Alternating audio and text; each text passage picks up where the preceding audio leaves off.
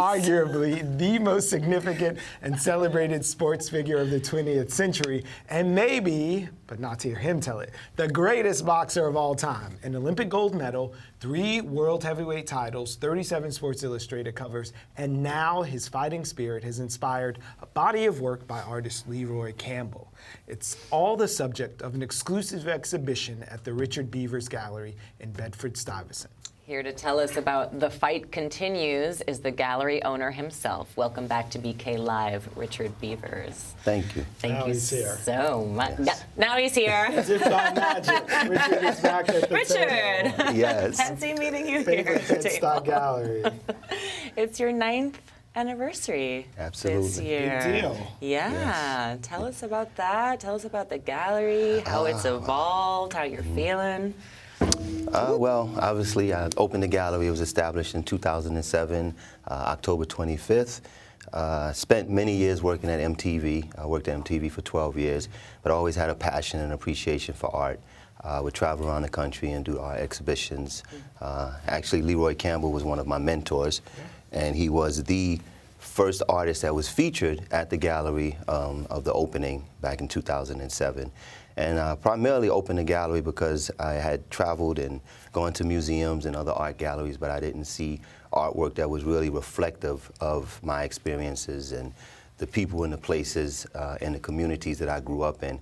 So I said to myself, if I ever opened a gallery, the gallery would feature artwork that was depicting various aspects of every day in an urban environment.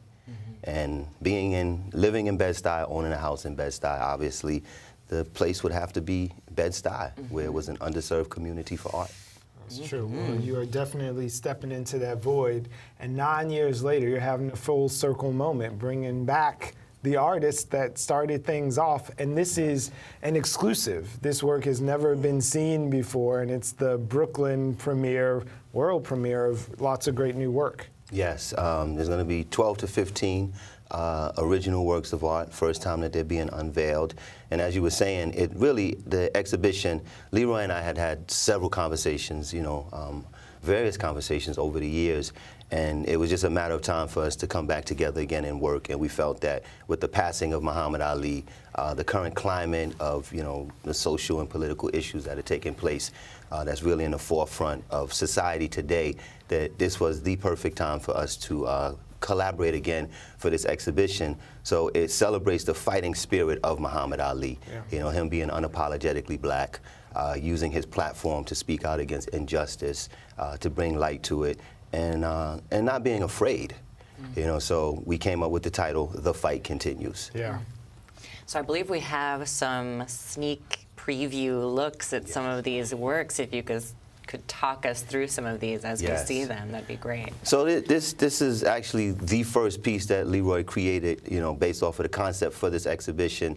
It's titled Fighting Spirit. I'd call her Big Mama. I think that we all have a Big Mama, in our family or in our communities. Yeah. And Leroy works in mixed media, so you have wallpaper in there, you have newspaper clippings, he also uses acrylic, and then the boxing gloves also symbolize, that's that connection to Muhammad Ali and the fighting spirit. So we didn't want to actually have him create images and paintings of Ali, but to be more creative and more innovative with it. Yeah, the Ali inside of us, yes. I like to call this work Mama Said Knock You Out. That's my title for that one.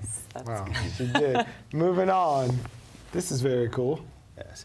So a lot of people may or may not know this. Leroy grew up in Moncks Corner, Charleston, South Carolina. So originally his work had a very southern, influence.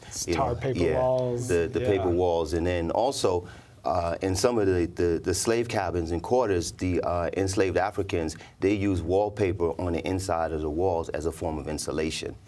So with this newspaper series, it's also symbolic of, some of the historical aspects of the African-American community. But as you can see here, it just depicts a family, like that family unity.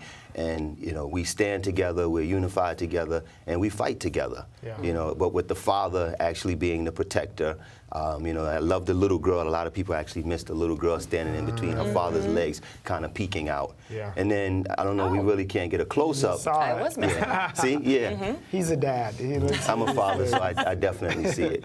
You know, and in the wall and in the newspapers that he's using, that he's collaging into the actual artwork. So there's a story within the story that's being told. We probably can't see it there, but it's really engaging. You know, people spend time with it. It's a discussion piece, an exhibition that's really going to. It's subjective, but I think it's going to bring out a lot of debate.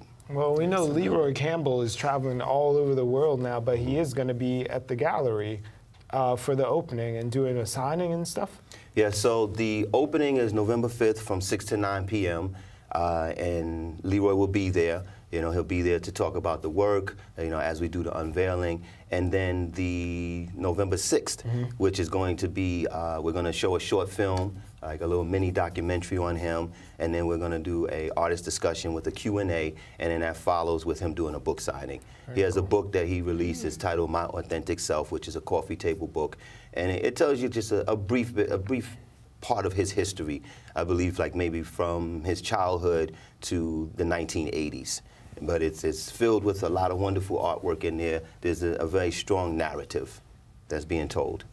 This one's actually in the ring. Yeah. Yes. I'm seeing a lot more of those articles in the background here too. Yeah. So even with this piece, it's just about, you know, educating the children. You know, like there's a formal education, but there's an education that also takes place in the home and in the community. And, you know, our young people are going to have to go out there into the real world one day, and they're going to have to, you know, hold on to the history, the struggle, and if they don't know that history, they're not going to have a strong knowledge of self and identity. How important is that to you and to what the gallery does? I mean, using art for education. I communicate to people through art. You know, I think art is an excellent way to raise people's awareness and consciousness levels. You know, so every piece of art that's hung on that wall that I curate, you know, obviously you want people to enjoy it, you want them to connect and relate to the art, and that happens because a lot of times we're dealing with black identity, you know, and unfortunately, the stories that are being told through media and television, it doesn't always depict the accurate, you know, truth when it comes to just how diverse we are as a people of color in this country. So it's extremely important. You know, I remember as a young person going to a museum and coming home from the trip, and my mother asked me, well, what do you think of art? And I didn't have a really strong opinion of it. And I couldn't really articulate it or verbalize it. But when I think back on it, it was because I didn't see anything that spoke to me. You know, it was as if I didn't exist and that represented, you know, who I was. And I remember my mom taking me to an art gallery that was owned by two women from the Caribbean. It was Civic Gallery. It was located on 13th Street between 2nd and 3rd Avenue. And the first piece of art that I ever saw that really spoke to me was by Leroy Campbell. It was of a man sitting on the brownstone stairs playing the saxophone. And that was the moment that I had that connection with art. And it changed my perception of art forever. Yeah. So I try to do the same thing, you know, especially with young people that come into the gallery, you know, for them to walk out of there with a different appreciation and to have another type of experience when it comes to art. Well, somebody's going to be saying your name 30 years from now. Yeah. Like, I walked into Richard Beavers Gallery. Yeah. This is the last sneak peek we're going to give you, so soak this one in before you make your way out to the Richard Beavers Gallery. Give us the rundown on this girl before we get out of here. And it's perfect timing, once again, you know, speaking to children. Yeah. You know, a lot of times young people of color do not have the opportunity to see themselves depicted in art. Yeah. You know, so when a young person comes in, the first thing that they say is, oh my God, that's me. You know, and then there's another thing about Leroy's work, you know, they're primarily silhouetted figures, but other than the lips, there aren't any facial features, and especially the eyes, because the eyes are very distinctive, and the eyes are intentionally left out because Leroy wants people to be able to look at it and be able to see themselves, or to maybe see someone else, see someone that it reminds them of, you know, but even talking about throughout history, you know, a lot of like the civil rights movement, a lot of the human rights movements that have taken place in this country, it was young people of color. Of course. They were teenagers. Richard, remind us when it opens, where the gallery is, where we can see all the rest of this show. Cheat sheet. So Richard Beavers Gallery, we're located in Bedford-Stuyvesant, Brooklyn. The exhibition is titled The Fight Continues, Leroy Campbell. The opening date is November 5th from 6 to 9 p.m. And then we have a screening, artist discussion, book signing, November 6th from 2 to 5 p.m. Excellent. All right. Thank you so much for joining See us you in today. Bed-Stuy on See you November there. 6th. Thank you Thanks for for being having here. me. The fight continues.